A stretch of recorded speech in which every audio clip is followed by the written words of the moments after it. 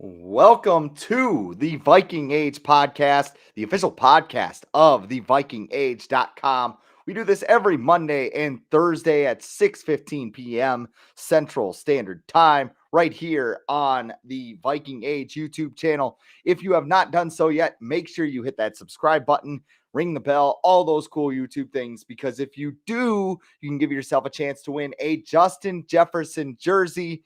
All the contest details are in the description, so go ahead, check that out if you have not already done so. My name is Chris Schad. I am a contributor at the Viking Age, and most importantly, your host for today. And I am joined by my co-host, the managing editor of thevikingage.com, Adam Patrick. Adam, how was your draft weekend? Oh, it was super busy, hectic, full of reporting on the Vikings trades. So not much different than the past regime. But I took a bunch of Sunday off to kind of let my brain recover because the 3 days of the draft are a lot, especially that final day when there's a lot of picks. And I also had to do stuff for the Cardinals site too, so I had two teams to watch. But yeah, I enjoy the draft, but I'm always happy when it's over too. And now we get to move on and talk about the rookie class and kind of get closer. We're in May now, so we're 3 months away from training camp. So we're getting there. We're getting there. Day one is always fun. Like, I like the Yeah. picks being rolled out, the excitement, it's the big names and everything. Day two is still kind of fun, but Yeah. for whatever reason, this day two was just chaotic because Mhm. I was running one of the other sites that I run, Bring Me the Sports, Mhm. and I was doing it all. Quasey decided to trade up, trade down, trade sideways, whatever way you want to call it. And then Ed Marinero went on and was insane. So that was fun. I had to write a story about that. And I'm not complaining about any of this. This is just stuff that happened. Mhm. But, the Twins were playing. The Wolves got knocked out of the playoffs. The Vikings drafted a guard with a questionable history. So day two was a little bit much for me. And then day three was just the usual slog where they trade up, trade down again. And then they wind up, just kind of dragging it out until 10 7 o'clock on picks. Saturday. But 10 They got 10. picks. They That got 10 picks. sounds awfully familiar, which will be a theme for today. But let's start off pretty simple here. Let's talk about day two of the draft because we already talked about day one. Of course, the Yep. Vikings trading down with the Detroit Lions on Thursday night to give them Jameson Williams, but the Vikings getting Lewis Seen with the 32nd overall pick. They were on the clock with the 34th overall pick, but they decided to make another trade with the Green Bay Packers. I should have looked this up because I'm kind of curious when the last trade with the Packers was made. I am sure it was a draft pick trade like this, not actual players. But I think I heard it was Pack, the Jo yeah. I think I heard it was John David Booty and, Matt Flynn. I think, like, 2007 or 8. I think that draft might have been, like, the 5th or 6th round. So they traded picks, or Matt Flynn I was a think they Viking, traded or the picks. Vikings had him. I think Okay, they traded so picks, yeah. yeah, I was about to say I don't think they've ever done a player for player trade, which obviously would make sense. But I think Quasey Right. would be all about it because he's like into trading with NFC North teams apparently. Um, so the Packers took Christian Watson with the 34th overall pick. Let's start here. Are you okay with Kwesi Adolfo Mensa's willingness to trade with teams within the NFC North? Um, yeah, I think it's fine. It's because I think what people are used to we're still used to people like the division mattering a bunch. And if you look at it, there's 17 games now, and only 6 of those are division opponents, which is like around 35% of the season. So you can still go if you lose all 6 of those games, you can still go 11-6 and still have a good season and make the playoffs or whatever. But like back in the day when you had 4 division opponents and you had 16 games, 50% of your season was against divisional opponents. It would have made Mhm. a lot bigger difference back then when there was 5 people in the NFC, Central than it does now, especially with that 17th game added. When the 18th game gets added as well, it's gonna matter even less. So, I think this, as much as it looks like bad, the Vikings gave the Lions Jameson Williams, which, who's throwing him the ball first off, and it's the Lions. Not necessarily the greatest history of drafting receivers in the first round, aside from Calvin Johnson, which was easy. They Anyone would did have okay with drafted that, him. yeah. Mm. And then the Packers. Okay, this kid, what's his name? Christian Watson. Christian Watson. Yeah, from North Dakota State. Huh. Go Um, Bison, I not think he was. Bison, Yeah, I Bison. think he was Yes. overdrafted according to the consensus board. And how much longer is Aaron Rodgers going to be there? Like, and this kid's not Devontae Adams. No. Maybe he plays well next year, but he's not Devontae Adams. Um, so I'm okay. Like looking at like first reaction, I'm like, oh, they're doing this again. But it's like you look back and you're like, well, the division, yeah, they're in the same division, but those games aren't as impactful as they once were. And these players, like, it wasn't like the Vikings traded with the Packers and they got Kayvon Thibodeau, or like they traded with the Lions and they got Evan Neal, or like stuff like that. Like, no, these were they gave the Lions someone who the Vikings. It sounded like they were interested in him, but then I think Kwesi Adofo-Mensah kind of a little confirmed a little bit that they wouldn't have picked him if they took that pick at 12. And I'm sure the ACL injury had something to do with that. And then pick what 34. They clearly felt like they could still get the guy they wanted, which I think they did in the second round, and get more compensation, which they did. So I can't really blame them for what they did. As far as those two I moves, I'm fine. I'm fine with them.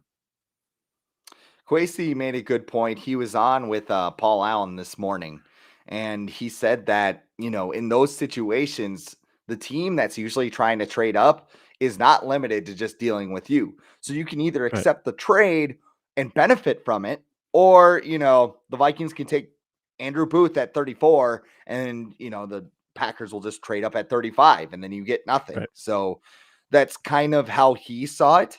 And plus, with the way that the Vikings constructed this draft, I think they were focused on hitting the sweet spot because this is a roster with a lot of holes. A Yep. lot of players were needed coming into the draft, and they weren't going to get them all if they had just waited their turn at 12, 32, whatever their next pick was. Or, 12, 46, and whatever. 32 is what they Uh-huh. acquired. But you Uh-huh. see what I'm saying here? This was Uh-huh. just a better way to take more swings in a better part of this draft. And with this draft class, without many impact players or slam dunk home run blue chip prospects, sorry for the cliches, this was a good draft to do what Kwesi did. So I was upset in the moment, but once I saw what he did and what the game plan was here, I didn't mind it at all. Now, Right. if Jameson Williams burns us twice a year, we have problems. Excuse me, the Vikings have problems. I always do that. But yeah, it's just one of those things. Listen, man, the Lions beat the Vikings last year. They didn't have any wins, so I don't think giving them Jameson Williams is like now they're gonna beat us every year, or beat the Vikings every year. So I'm like I said, who's throwing him the ball? Jared Goff. Okay. Okay. Right. Dan Campbell had one of his highest winning percentage against Mike Zimmer. I just want to throw that out there right Yeah. now. Um, my guy. I Mhm. love it. I just want to throw this out there. I actually like the Lions, like out of the NFC North thing. Like if the Yeah, Lions do well, I'm not mad about it because Dan Campbell has like Homer Simpson running the power plant vibes. and Like they're it's hard. just They're like they're Hard Knocks this year, right? I cannot wait for that. That is going to be so much fun. Like Dan Campbell on there. Dan Campbell's going to be the star. Drinking a case of Jameson Red Bull Williams, every I'm day. sure Yeah. will be fun. Yeah, two ventis and a case of Red Bull, just and some Every day. pure Every day. footballisms. So He the Vikings were on the clock 10 picks later, or excuse me, Mhm. 8 picks later, because they traded up with the Indianapolis Colts. They go ahead and they pick Andrew Booth Jr. out of Clemson. He's 6 feet, Mhm. 194 pounds, did not work out at the combine due to an injury. But do you think the Vikings got good value out of this pick? Because he was supposed to be a first round prospect when the draft process started. Yeah, we'll talk more about this in a little bit, but I think it was like one of the only picks they got good value. on because he was viewed as a first round pick. He was viewed as one of the 32 best players, and they got him at 42, which is really good value. And he has the talent to come in and possibly start for the Vikings as a rookie. Because Cameron Dantzler, yes, he's graded well with PFF, but just looking at what he's done the last 2 years, he's not even like Pro Bowl caliber. So it's not like Andrew Booth can't come in and challenge uh, Cameron Dantzler next year. And at the same time, the defense that they're switching to uses a lot of defensive backs. So even if Andrew Booth doesn't start, I feel like he's still going to be used in like some sort of rotation just to keep these guys fresh throughout the game and depth wise as well, because this team lacked depth a lot last year, and I think at the very least he gives you much better depth than someone like Chris Boyd or Harrison Hand or somebody like that. So I think they got good value. It's a good pick. They don't need him to start immediately, but he can. He's capable of it. And the only thing that's maybe worrisome are those injury concerns. But he said like he's never not been hurt in his football career, high school, college, or whatever. Um, Not exactly the thing you want someone to say, but it's also not false because it's football and the guys are always dealing with something. But I like the pick. I liked it. Yeah, I think it was one of my favorite picks. One of the things that I'm going to talk about here, actually, I'll just talk about it right now because out of the three defensive players that they took, Lewis Seen, Andrew Booth, and Brian Asamoah, they can all attack. They're all aggressive players. And Yeah. I think that's something that Mike Zimmer's defense lacked towards the end. Like, when he Yeah. first got to Minnesota, the Vikings were a 4-3 double A gap blitz. Like, they were aggressive and like forcing turnovers and all that stuff. Towards the end, Mike Zimmer was so afraid of making mistakes, and maybe even the players too, with the culture in the locker room, that they didn't get aggressive players. They had guys that sat back. They were playing more zone because they had to, because Mike Zimmer's scheme was so difficult for young players to learn. And I'm looking at interceptions right now. The Vikings were 11th in the NFL with 16 interceptions. That's not bad. It's not Right. terrible, but Right. I don't think there was a corner on the Vikings that was just this interception machine last year. I think No. that getting a guy like Booth who can make plays on the ball, make catches, like Trey Wayne's perfect example, fast as hell, go step with anybody, but he could never make a play Hands on of the ball. stone. Yes, Booth can make plays. And I mean, even like a corner like Trayvon Diggs, yeah, he gets burned all the time. But you know what? He gets interceptions. He gets the ball back Nobody to the remembers that offense though. with a No one short talks about when he gets field. burned. Yeah. Everyone Right. talks about his Right. But picks. I'm saying if you make 11 interceptions, there's a good chance Yeah, you're giving your offense a short field. I'm not for sure. saying that Diggs is the all pro that people talk about, but Right. he is a valuable member of that defense because Yeah. of what he does. You just have to Yeah. live with the bad that he provides. So I like the Booth pick. I want to see what he does, how he develops, but I mean, that's a very good pick for the 42nd pick in the draft. Yeah. I like it. I like it a lot. Yeah. I you look at back like some maybe like the old Bears teams, not old, but like earlier in this century, after T.J. 2000. Tillman. Yeah, all the turnovers, like every year their defense forced so many Mhm. turnovers, and like their offense, everyone knows their offense was always terrible, but they were able to put points on the board because they had such short fields all the time. Because their defense would get them turnovers like 3 or 4 a game, and I think that's something the Vikings are probably going to try and do next year. Just make everything easier for everybody. The next pick was the 59th overall selection. They take LSU guard Ed Ingram. Football standpoint, he could play guard. Very good in the run game. He's a mauler, needs some work on his pass sets. Off the field, not so great. Accused of sexual assault in 2018. Those charges were dropped. Adolfo Yep. Mensa said after the second day of the draft, they did their due diligence on him, and that's all he said. For everything that we kind of slammed Rick Spielman for, he didn't take players like this. especially with concerns like this. It's not like, Judd Zolgad put it this way. It's not like he shoplifted at the grocery store. This is a much more serious thing. So Mhm. I guess I'll ask this in two ways. From a football standpoint, what do you think of the pick? And from an off the field standpoint, what do you think of the pick? I don't like the pick. He was very overdrafted. I think he was projected to go in the fourth round, fifth round area, and they got him in the second round, which makes me just think of like someone like Willie Beavers, who was projected to go much lower than he was when the Vikings got him. And I look at the some of the players that were drafted after him. I think that guard from I think he was from Memphis, um, Dylan Parham or something like that. Mm-hmm.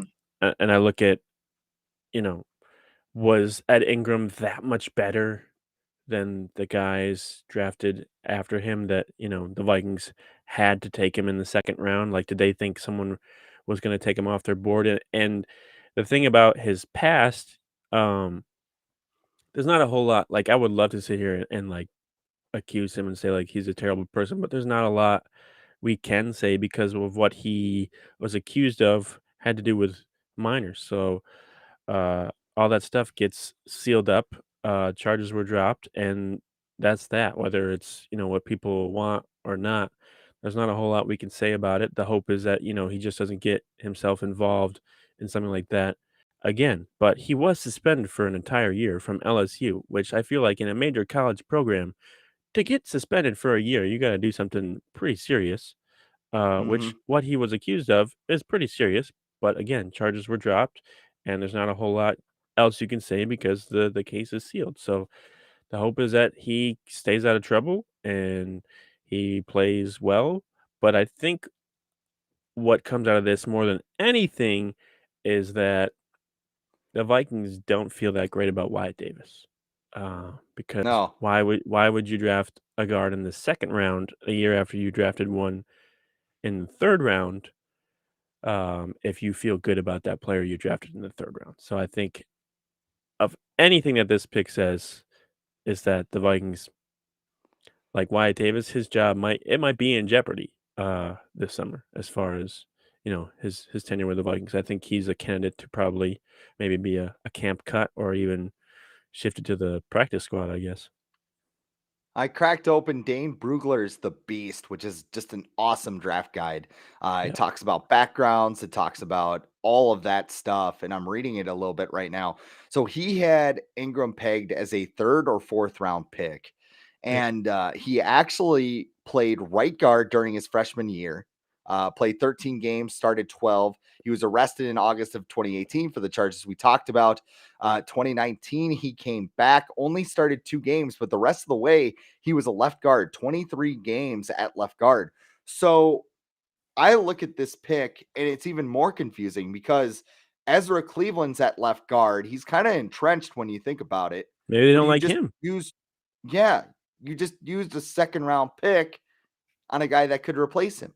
Like the Mhm. whole offensive line, that interior, it's basically just a battle royale at this point because they And they did didn't pick draft a up center. Yeah. Bradbury's option today. Right, right. So, I mean, there's not a like by trade center in that group outside of No, Bradbury, but I think no. like, Chris Reed might contend for that. Well, I think one of Jesse their I Davis would could think be one a of guard or their a tackle. I I mean, think one of their undrafted free agents is a center. So that's his competition. So the little undrafted free agent. turnstile Yeah. competition. Like Yeah. that's what the Vikings were famous for with their right guard competitions. It's just like, here's this undrafted free agent Division from 3. Kennesaw State. Go beat Yeah. him. Okay, you Yeah. did it. You did it, Yeah. Trusamia. Welcome to the Yeah. team. Um, yeah. I mean, there's enough here to work with. Like, do I wish they would have taken a wide receiver with this pick? Absolutely. How about an edge rusher?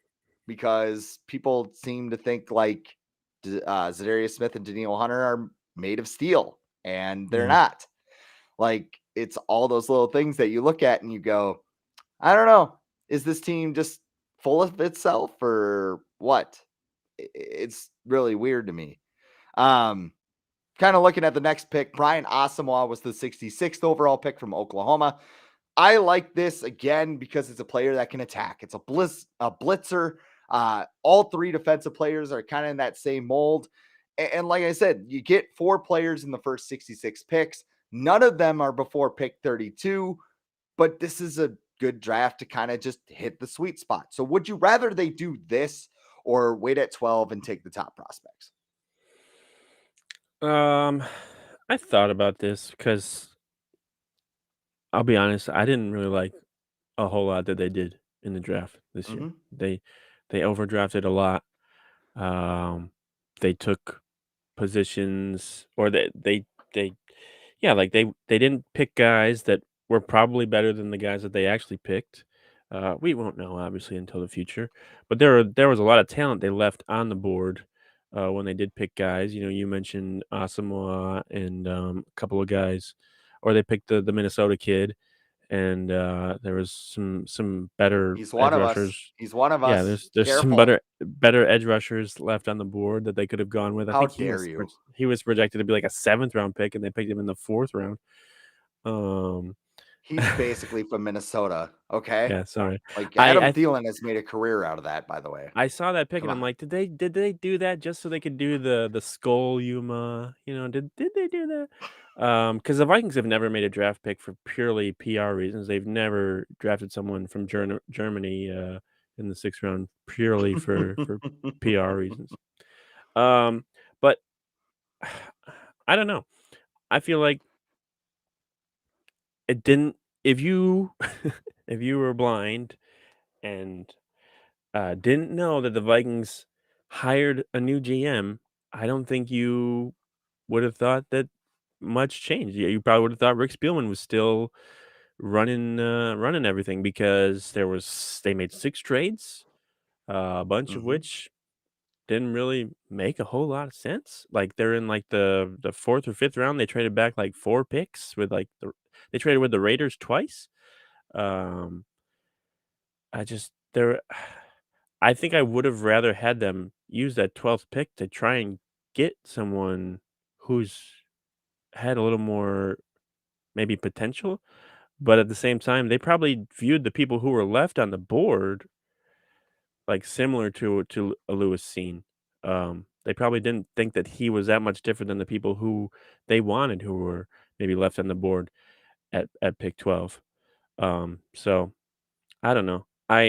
I'm okay with what they did, but I think I was expecting change, a lot more change. I think a lot of people were expecting a lot more change, but it was a lot of more similar stuff where, you know, you're drafting linebackers in the 3rd round, you're drafting a speedy running back, you're making a lot of trades, you know.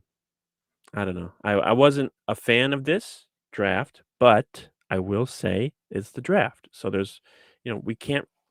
I've seen grades where the Vikings have an A minus, and then I've seen grades where the Vikings have a C minus. So we really don't know, but I don't feel good about it right now. But things could happen because what you need, what 2 or 3 guys out of a draft class to be like for that class to be considered good. I feel like maybe 4. Yeah. Like So what's weird to me, especially with the Asamoah pick, is N'Kobe Dean was on the board. And yeah. he's rated as Dane Brugler's number 2 linebacker. He's 5'11, 229. So yeah, he's undersized, but like Asamoah is what? The same, like 6 A foot, lot of people passed on maybe him so an too, inch though. taller. And yeah, I mean, I heard there was some medical concerns or something, Yeah, a but I lot of people mean, passed on him. if they would have taken N'Kobe Dean over Ed Ingram, I would have been happy with it. Like I wouldn't have minded. This just Right, seems like they're kind and of galaxy branding. And they still coulda got Ed Ingram. yeah, and it reminds me of Brian Mayock, who took over the Las Vegas Raiders and just started taking his Oh, Mike guys no Mayock? matter where he was in the draft. Yeah, or Mike Mayock. I'm sorry. I got Brian Oswald and Mike Mayock mixed up. Yeah, But um, yeah. yeah, I mean the Raiders would just take guys just to He take went them. to Like Clemson. we Yeah, like Josh Jacobs. Okay, we're gonna take him in the first round. We like Cleveland Farrell. Take him 4th. Who cares? We got our guy. Like that feels like what the Vikings did in that draft. Not as egregiously, like if they would have taken Lewis Cine at 13, or excuse me, at 12, everybody would have been like, whoa. But I mean, it's just a weird draft. And when you look at the rest of this class, the day 3 picks, like you said, this feels very similar to what happened. Missouri cornerback Caleb Evans, 4th round, 118th overall. They traded a 2023 4th round pick to get him. So we're going to have to do these gymnastics all over again to get our 4th round pick back. Minnesota edge rusher Asezi Atomowo. He's from Minnesota. Round 5, round 5, 165th overall. North Carolina running back Ty Chandler, 169th overall in round 5. Round 6, they took Illinois offensive tackle Vadarian Lowe, 184th overall. Michigan State wide receiver Jalen Naylor, 189th overall. He's called Speedy, so that can happen. And if you don't think this is a sexy draft, Adam, you got to check out the Instagram photo of South Carolina tight end Nick Muse, the 7th round pick, 227th overall. He can't catch. He doesn't have much receiving chops, but that Instagram photo. He did a flip in the pool after he got drafted. I saw that.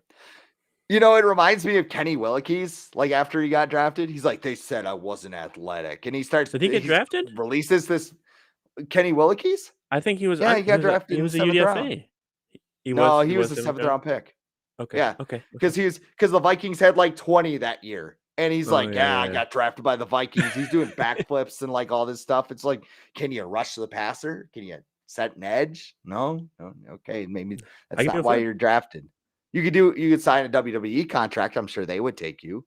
Yeah. Do you think maybe the people do you think Kwesi was kind of just letting the people, because a lot of the people who are in the building doing this drafters are from Spielman's staff. Like they're in there. This is their like a lot of their final hurrah or whatever. Do we think that Kwesi kind of like let them do their final thing and then get out of there? Because if that's the case, then I understand. If that's the case next year, there better be a lot of changes, because like it just looks it's the same thing. And it's not saying that it's bad, but like don't talk about like changes and stuff and culture and all that stuff, especially culture, and then go draft at Ingram. But like that's what it has to be, something like that, where like these guys, this is what they've done. These are the guys they think are good, and then Kwesi's like, I'm not going to argue with you. I haven't put in as much work as you, so I'm just going to trust you, and hopefully these work out. So collaboration. Well, did you notice all the they had like videos about all the prospects from like people on the scouting staff, and I don't think they've ever done that before, where they've had like the actual scouts talk about the players, and I'm like, is this Kwesi like doing this to be like, hey, here you go, you can talk about them, and then not my problem. I didn't make the pick. Check these guys out. Like it had to have been, because you can't scout a draft class in like 2 months. No. So I mean, he's going off these scouts, and I found it funny when and I don't think he went to a pro day.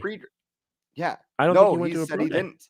Yeah, he said he wished he had, which is even more concerning. Don't say that. No. His press conference is basically, I'm into Simpsons references today. You know, when he says, "Oh, I said the quiet part out loud." Yeah. And the loud part quiet. Yeah. It's funny to me. He goes up in the pre-draft press conference and he thanks everybody on the cut. Like, yeah, I'd like to thank lead scout, assistant scout, regional scout, assistant to the regional manager, the janitor, that the guy that filled up his car, the Uber driver in Hattiesburg, so we could go to Southern Miss Pro Day. Here's the thing. I will say this about the draft class.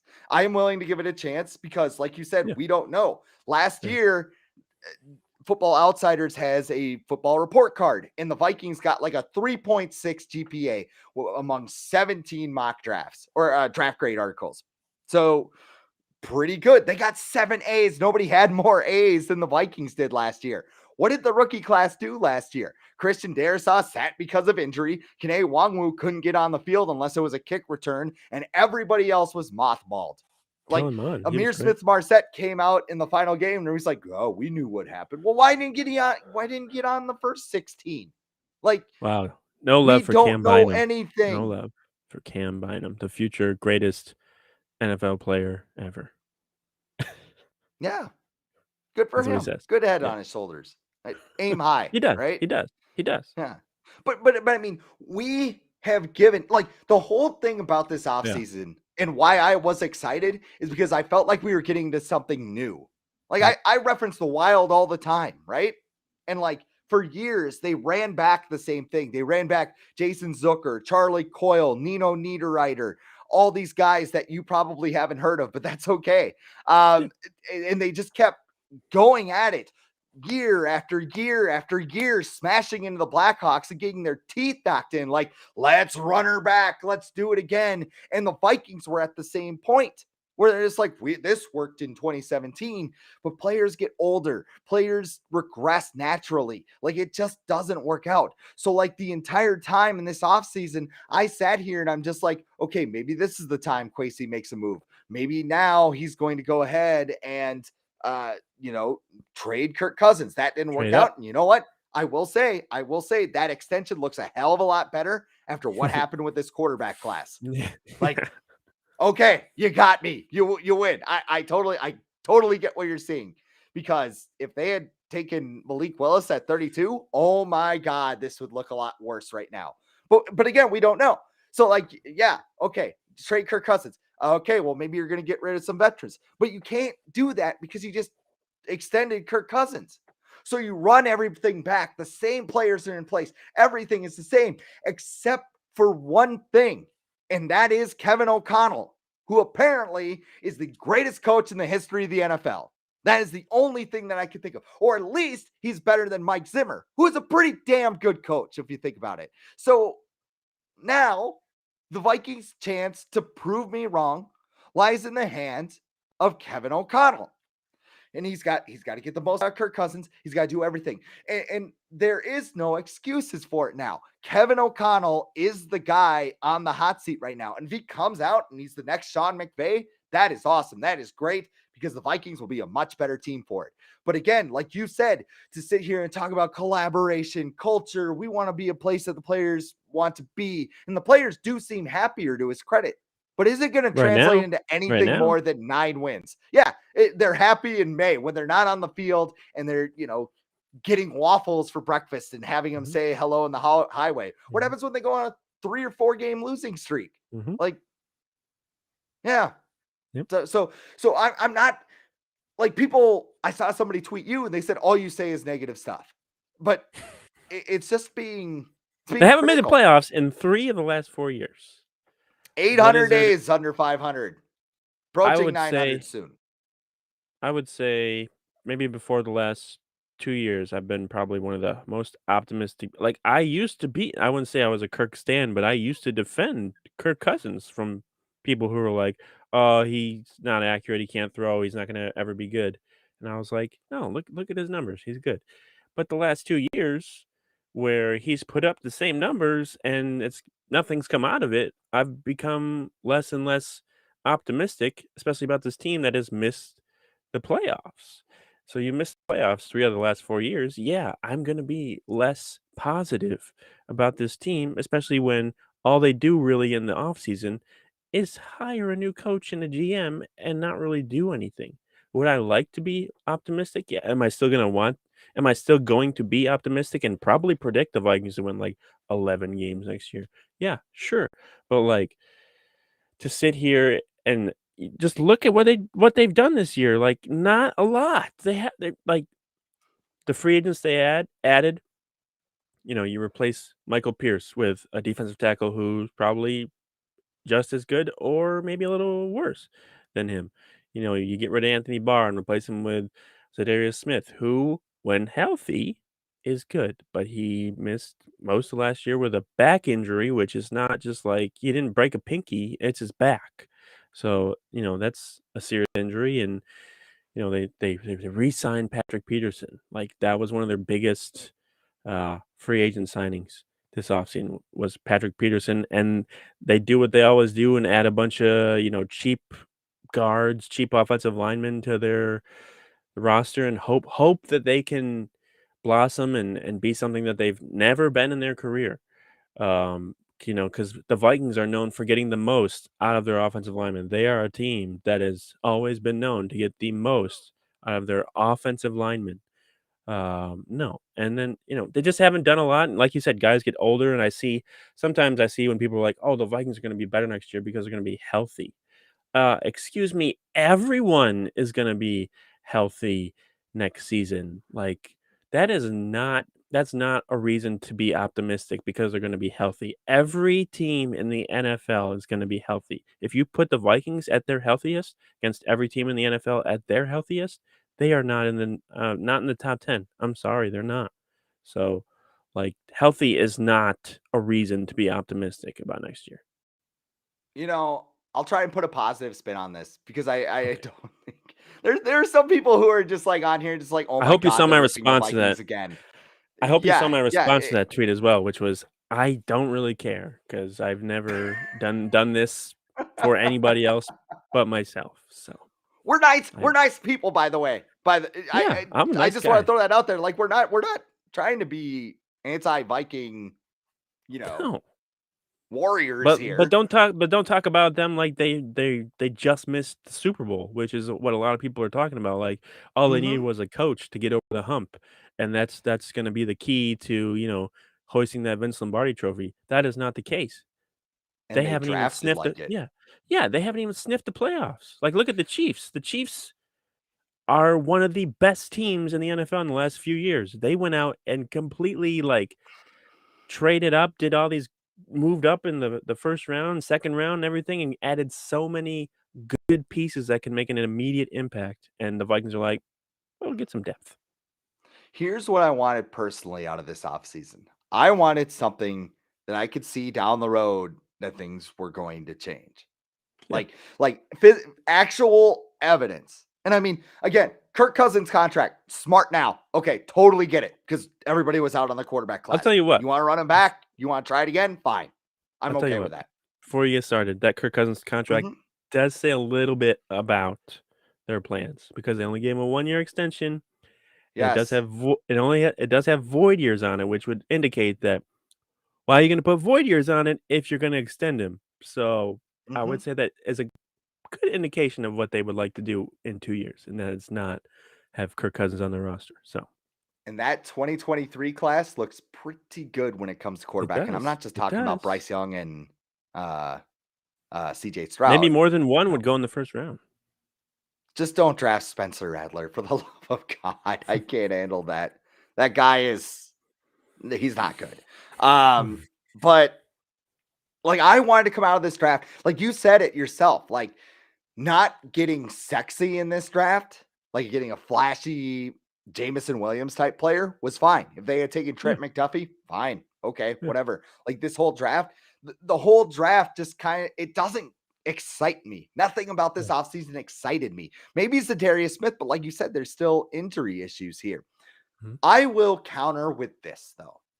The last time I felt this kind of disinterested about a season, it wasn't even last year because they made some moves last year. I'm like, okay, maybe this could work. 2017, I was gonna say because that. in 2016, the Vikings went 8-8. They had no moves along the offensive line. They have basically nothing change outside of an offensive coordinator. And they wound up going to the NFC Championship game. There were a lot of other factors that contributed to that in a much Yeah. younger roster, but who were looking at the same thing. A small change. It's a big change, but it's a tweak. It's Mike Zimmer was the devil. So here's Kevin O'Connell. Oh, we still haven't heard from him, by the way. He's still radio silent. Mike Zimmer's just He's hibernating. he's just brooding. He's For waiting someone for the right who moment to pop up. for someone who never bit his tongue during his time with the Vikings, he has been very quiet. And I think he might be just doing everyone else a favor by being quiet. He The probably knows a Vikings, lot and he's willing to tell, but he's probably just like, I don't care. these things, like usually, they're just gonna wait for the perfect moment until it's like the ultimate distraction. Maybe like Because why does Zimmer care, mid-season. right? Yeah, yeah. No, like Vikings turning around, they go to the NFC Championship game, and like on game day morning, Mike Zimmer's on there, like, let me tell you about the real Kirk Cousins. All right, Kirk, just the unloading on him. Like, Mhm. I think that's what's gonna happen. He's gonna pick his Mm. spot, and when he does, I don't know. I don't think he's a TV guy. I don't even think he didn't even like doing like interviews with Dion on TV. So I think he's just maybe gonna he does lay the interview low. with Dion doesn't do TV anymore. That's He right. does. He's Barstool He's or a whatever. coach. Um, Yeah. yeah, I agree with the change thing. Like, yeah, and so what you're saying is with 2017 is that Sean Mannion's going to lead the Vikings to the NFC Championship this year. That's what you're saying, right? Right. Yes. Uh, I'd um, be here for that, actually. one That last would be yeah, one last amazing. Just like, thing about whoa! yeah, whatever, man. If you want to do it, go ahead.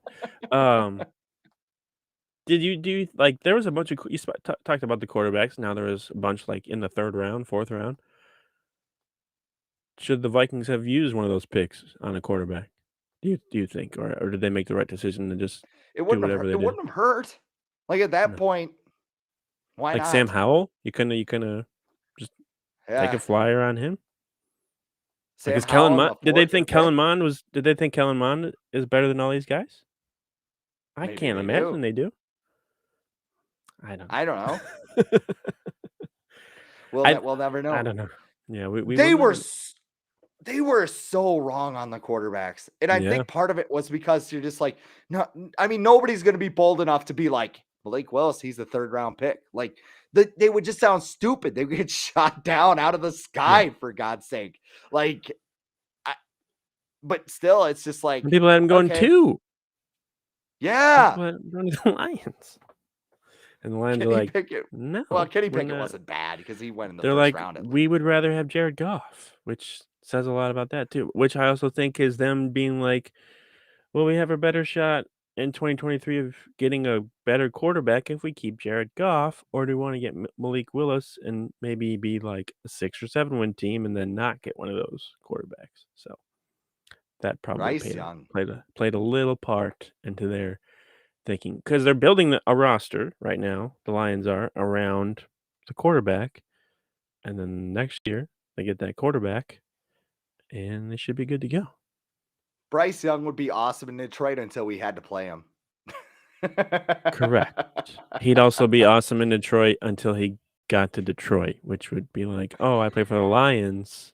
I can't be good." Which have you seen speaking of Jameson Williams, there's like a meme going around or whatever of him holding up his jersey with Aiden Hutchinson. Aiden Hutchinson's got like this big cheesy grin on his face, and Jameson Williams just got like a stone face.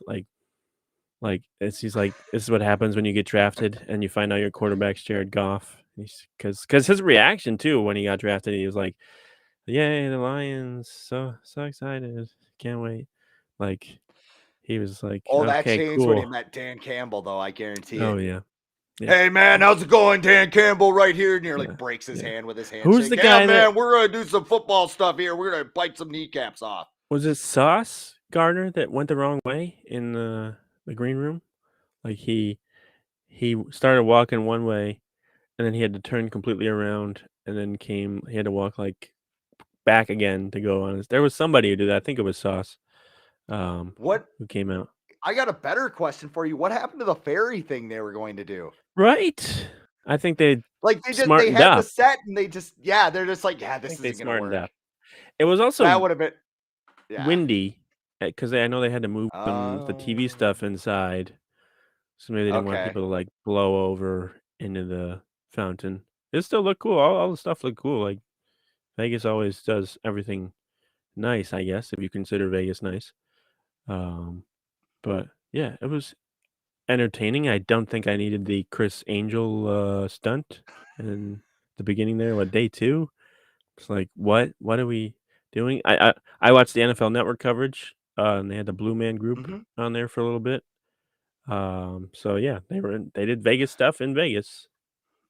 On day 3, like, that stuff's all right.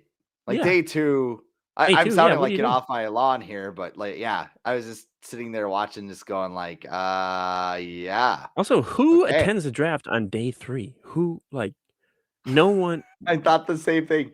What are you watching? It just The screen? how many things are in Vegas that you would rather do than watch who the fourth round pick is? You're watching Like, people think go of to a it that podium way. and you're watching that Dawn lady who looks like someone just shot her cat, like, read picks over and over again, like, like, I'm like, "Lady, come on, like, you work for the NFL. Let's get a little excited, okay? We're at the We need NFL like draft now." pyro or something.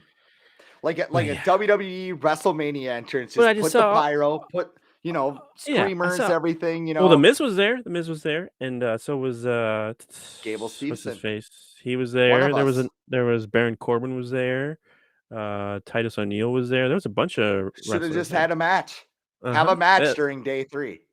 They should have. Whoever wins gets the pick. Um, man. Yeah, who is going to like, you gotta just that's just gotta be a drinking party. That has to be. Like, Oh, there's no night 1 of the draft would be a lot of fun, but I remember looking at the Nashville draft and seeing how packed Broadway was, and I'm just Oh, like, yeah. Is that two even fun? things. Well, two things. One, how do you get a beer? Yeah. Two, going to the bathroom. And they're like Little bit of a 18 problem. and the beers are like $18 too. They're not like $2 beers.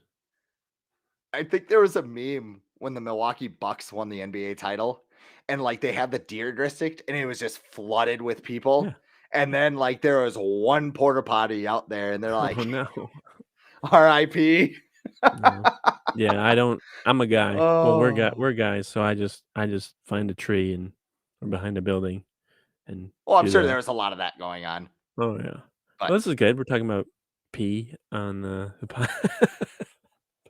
get a podcast. letter from Fansided tomorrow, I'm sure. Hey I guys, you don't want nah, nah, nah. to I don't tone it care. down? They don't care. They don't care. They're Chiefs fans. What do They they don't. care? They're They don't used listen to to it. this.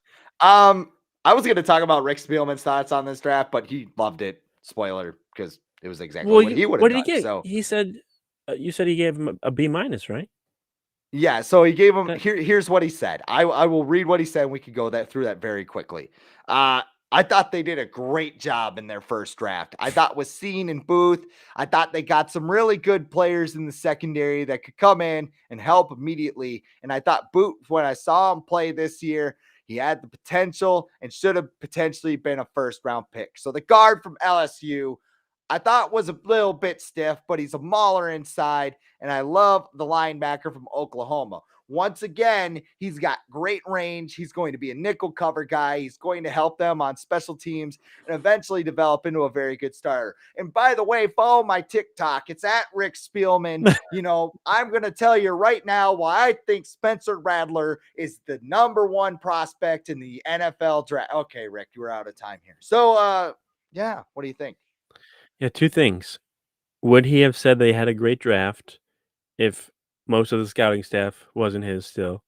And two, was there any chance of him giving the Vikings above an A minus? No, no. Because he wants a job. And who is he Well, going to hire when he gets he's not that gonna be like job? they did. Oh man, now I know where they got rid of me. They did a much better job than I did. No, like he praised them because he knows most of the guys that are in that building are the guys that he hired. So yes, and the B minus I think is reflective of what he thinks like Quasey did. Because you don't say someone had a great draft and give them a B minus. That's not a great grade. Um, so I thought it sucked. It's an F. Yes, they deserve to die, and I hope they burn in hell. that's what he Okay, really Rick, wanted let's to cut say. off. Yeah. And so let's end the podcast on that note. That's all the time we have for the Viking Age podcast today, unless if you had something to get in. Sorry. No, I don't. Okay. That's all the time we have, folks. Live YouTube TV. Hell of a podcast. Subscribe and get your chance to win a Justin Jefferson jersey. All of that is right below in our descriptions. Mhm. For Adam Patrick, I am Chris Schad signing off, and we'll talk to you again on Thursday night right here on the Viking Age YouTube channel.